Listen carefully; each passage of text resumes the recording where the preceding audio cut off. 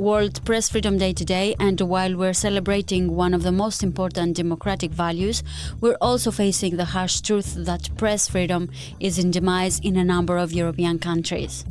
But what has gone so wrong that we witness journalists being murdered for simply doing their job, or that journalists are under surveillance by national services, or that we see media follow the rhetoric of politicians and have stopped doing what journalism is supposed to be doing?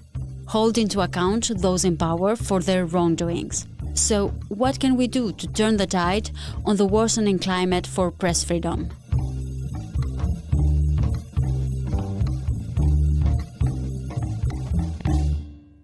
Hello and welcome to Euractiv's Beyond the Byline podcast. I am Evikiori, and this week we will be focusing on the reasons press freedom is in danger, who are the countries that are worrying the most, organizations like the International Press Institute, a global network of editors, media executives and leading journalists whose mission is to defend media freedom and support independent journalism wherever they are threatened, and the European Centre for Press and Media Freedom, a non-profit organization that operates on the basis of the European Charter on Freedom of the Press and the Charter of Fundamental Rights of the European Union. Its mission is to promote, preserve and defend media freedom by monitoring violations, providing practical support and engaging diverse stakeholders across Europe. So we got in touch with both institutions and we asked what are the factors leading to a deteriorating press freedom in a number of European countries. Probably the first thing is that the financial decimation of the news sector. We've seen how in the last 2 decades it's been severely weakened by the loss of the revenue, primarily the advertising revenue. And as a consequence, if you don't have proper income, you can't pay for quality journalism, and you lose the political independence of journalism. Oliver Money-Kyrle is head of Europe Advocacy and Programmes at International Press Institute. The tech companies are obviously largely responsible for this because they've been able to redirect the advertising that the media traditionally depended upon to be able to function and be viable. That has created a vacuum, if you like, for other actors, and I'm thinking of disinformation actors to fill. Disinformation is nothing new. Disinformation has been around since, for as long as journalism has been around. But the sort of financial weakening of media has created a space in which, well-funded disinformation actors can cause serious problems in the public sphere. Although the situation differs from country to country, media in different countries seem to deal with similar problems, according to Laurens Hueting, Senior Advocacy Officer at the European Centre for Press and Media Freedom. The specifics are a little bit different from one country to the next, but painting in broad strokes, I think there's a number of interrelated factors that are valid pretty much across the region. The first one of those is a rise in populist and divisive politics and the way that these politicians have been engaging with the media. In this context, I'm thinking, of course, first and foremost of the media capture by Viktor Orban and other illiberal politicians. In addition to market disruption, also creating divisions between pro-government reporters and then the others, so to say, is part and parcel of the tactics. Also outside these illiberal contexts, though, populism has had an impact. Looking, for example, at Germany, during the pandemic, conspiracy theorists very much portrayed the media as their enemy. And we saw a lot of physical and verbal aggression against reporters, for instance, during Querdenken demonstrations. So populism, on the one hand, it erodes independence and pluralism, and it also creates and contributes to a more dangerous working environment for journalists. I think the second broadly valid factor is a declining trust in the media in general. This follows the rise of social media and the spread of fake news and disinformation online. And of course, this is also something that tends to be worse in highly polarized societies. The third factor, I would say, is abuse of law and litigation. In itself, nothing new under the sun here, but what we are seeing in recent years is a particular vigor and enthusiasm from certain private and public actors to initiate strategic lawsuits against public participation, also known as SLAPs, and other abusive litigation that aims to silence critical investigative reporting in the public interest. The final factor, I think, comes with the digital age, so to say. On the one hand, that translates in online harassment, which disproportionately affects women journalists. This is something, of course, not limited to journalism itself and part of a broader problem. Media and journalism have always been connected to politics, but the trend of oligarchs and business people with ties to governments acquiring media outlets has been proved a serious threat to independent journalism. But which countries are the ones that are worrying the most press freedom advocates, and why? Poland and Hungary are the champions of the media freedom crisis, if you like. They're the ones that have got all of the attention over recent years because, of course, that ties in with the rule of law crisis and the actions taken by the European Commission, but also because they are perhaps the models of this process of media capture that we've witnessed. Media capture is something that was, I think, was invented in the Kremlin, if you like. It was exported to other countries. In Turkey, you see that's also been perfected there. But essentially, in Hungary, it's the use and the abuse of the political powers of government to take over and control the media message, and that might be, turning the public broadcaster into a propaganda machine by putting pro-government editors and journalists in place. It might be the similarly placing pro-government people into the regulators, the media regulators or the competition regulators. It's the abuse of public advertising to reward your allies and your friends in the media, and therefore to also punish critical journalism. And most important, it's about probably the biggest driving factor is the creation of a group of oligarchs around the governing party that are used to buy up mainstream media, and often that they are rewarded not through direct funding through to the media, but often they're rewarded through other contracts in other industries such as energy or the construction or things like this. And we've seen this. Media capture has been a real problem, perfected in Hungary, copied in Poland, and there are various levels of it in the Czech Republic, in Slovakia, in Bulgaria, in Romania. For Hungary, the situation is now so dire that we're actually seeing fewer individual incidents of concern compared with previous years. I'm thinking, for example, major takeovers by oligarchs close to the government, the silencing of Klub Radio through politicized decision-making by a regulator that's politically controlled, and so on. We're seeing somewhat less of this recently, not because things are improving, but because Fidesz already controls the media market to a point where such interventions are rarely necessary anymore, right? So it's a very, very problematic situation. Within the EU, I also want to highlight Greece as a country of concern. It's got a highly polarized landscape, ongoing problems, long-standing problems with the safety of journalists, legal threats, surveillance, and economic pressures and manipulations. There's been some positive steps recently, for example, the establishment of a task force on journalist safety. But these actions taken are not enough. Greece was shocked by the assassination of Giorgios Karaivas 2 years ago, in April 2021, and only this past Friday, 28th of April, the suspects for his assassination were arrested. All this after the Minister of Justice, Konstantinos Tsiaras, told the media that he had to speed up the investigation of the case. Now, his statement was perceived with criticism by the independent media in the country that are wondering why the government didn't do enough to resolve the case in the first place, and what are the incentives behind the minister's decision to speed up the process. But the case of Giorgios Karaivas isn't the only one that remained unresolved for years. And so this kind of failure really tarnishes the reputation of the authorities responsible, which in my view somewhat overshadows the limited progress we've been seeing on some fronts. There's no time to mention all the impunity cases of murders of journalists. But I do also want to raise Daphne Caruana Galizia and Jan Kuciak here, of course. Both of them murdered in EU member states in recent years, and in neither case full justice or accountability has been achieved at this point. Then when it comes to the candidate countries, there's, of course, Ukraine. Reporting on the war is dangerous. And then there's the conflict's human and economic cost as well, and everything that entails for the future of the media.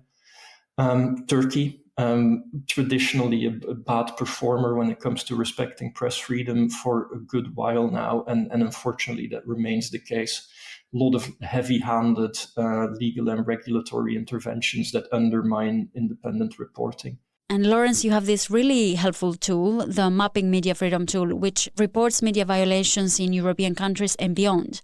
Maybe you can explain to us what does this tool do exactly and who can use it? Absolutely.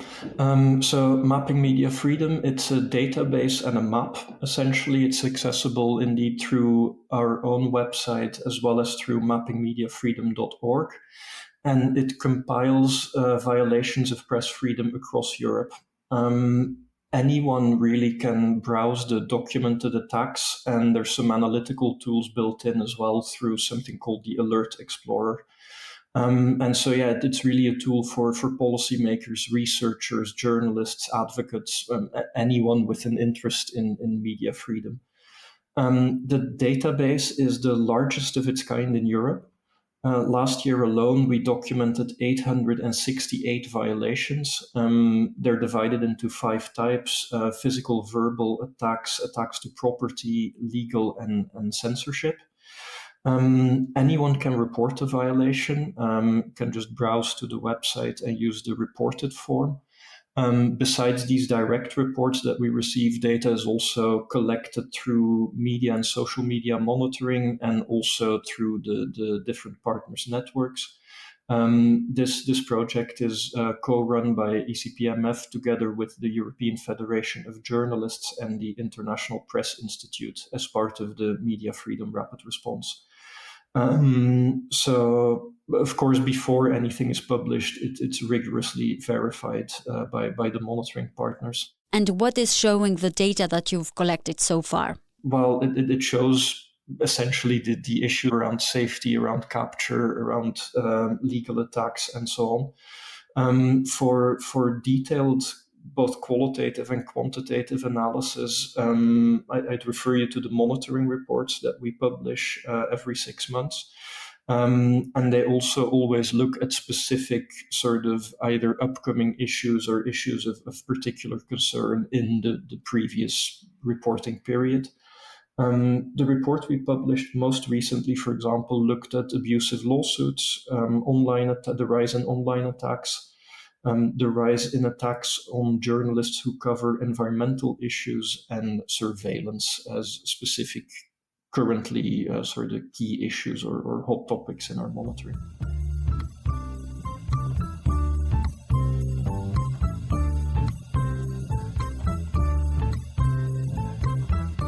You're listening to Euractiv's Beyond the Byline podcast. Subscribe to our podcast newsletter on euractiv.com/newsletters. And if you want to expand your knowledge in other fields, you can listen to our tech, agri-food and health podcast. And if you have any comments or ideas, you could drop a line at podcast@euractiv.com.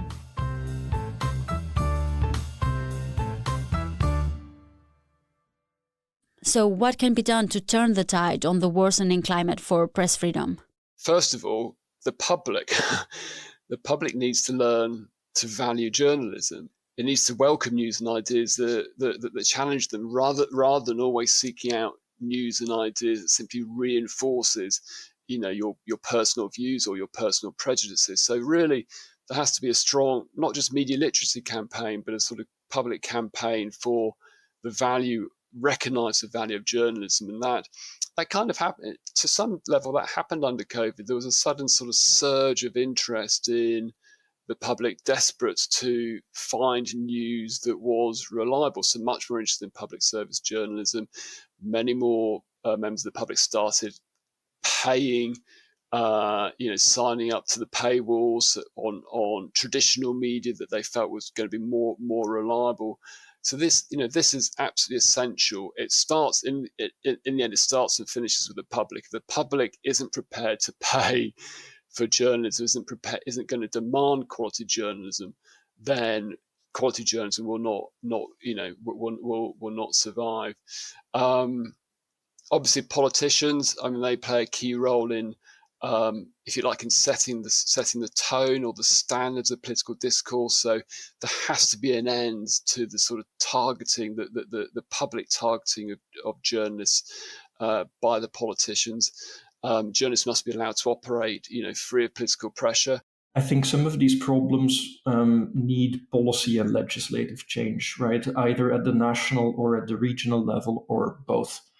For example, in relation to abusive litigation, if you want to counter slaps, that requires the introduction of safeguards in codes of civil procedure and the development of support measures for journalists and activists who are targeted by these kinds of abusive litigation tactics. When it comes to media capture, for example, there's a need to tackle problematic market concentration and regulatory capture, of course, linked to a broader rule of law problem as well. For some topics, it's not so much about policy and legislative innovation as much as it is about putting into practice existing international standards.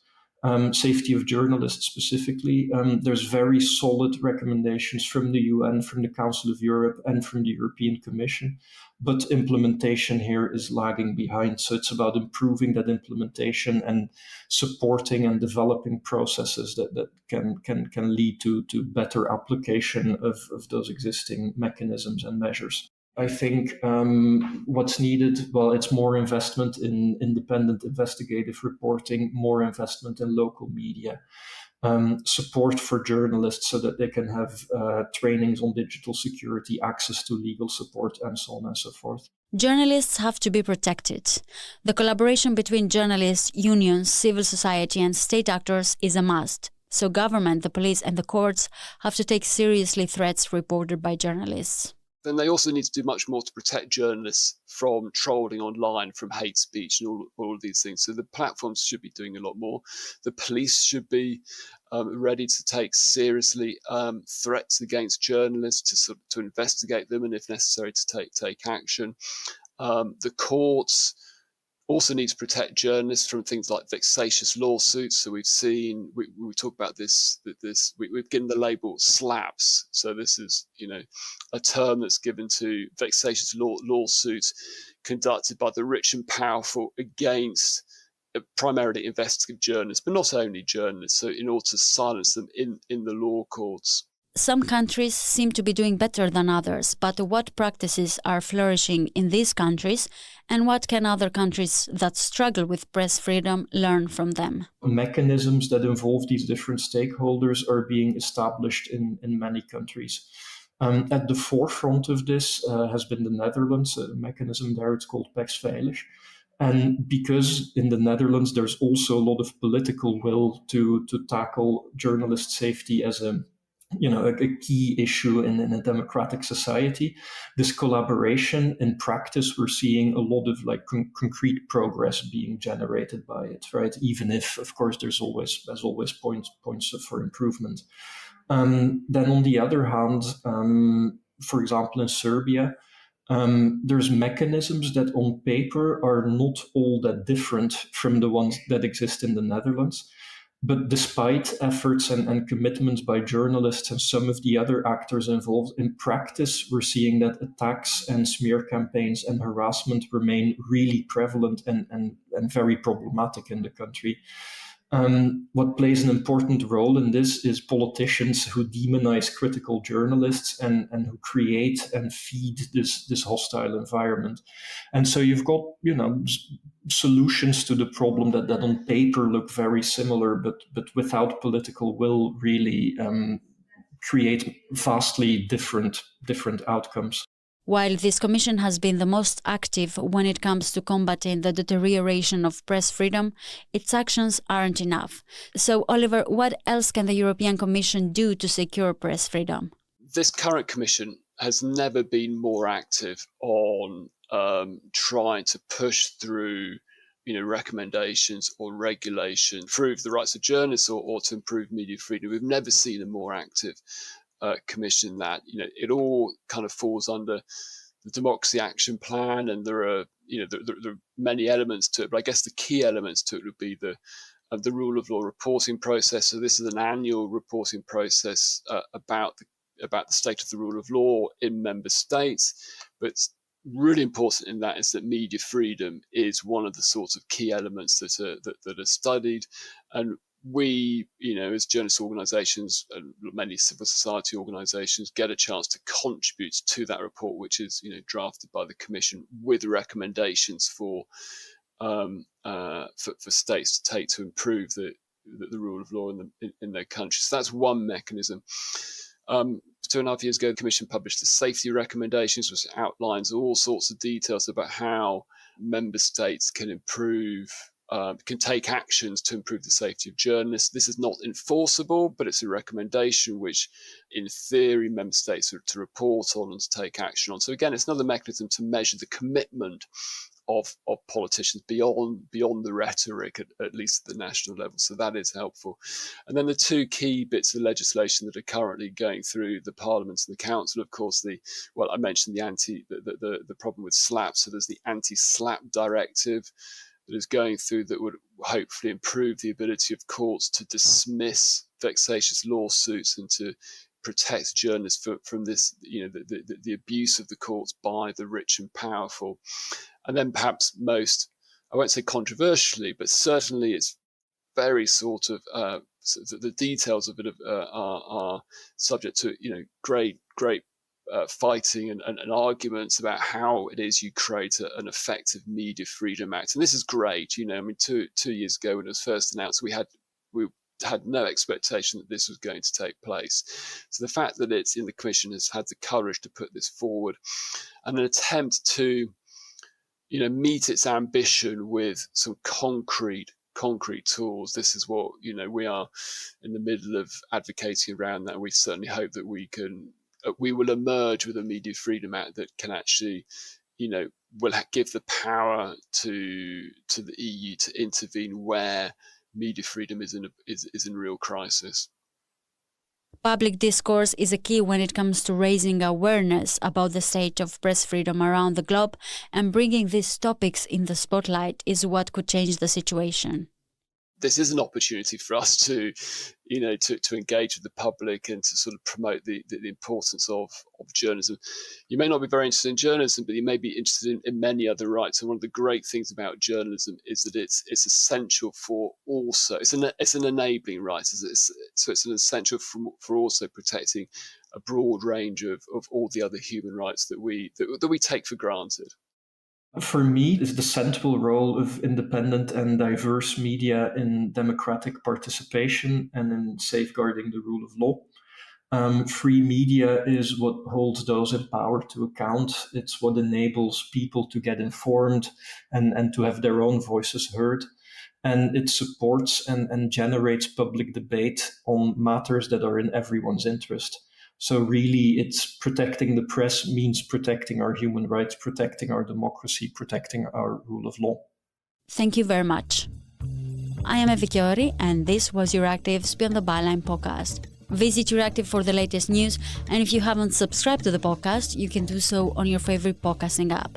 This episode was produced by myself, and I want to thank our executive producer, Malte Kettelsen. Thank you for listening, and until next week.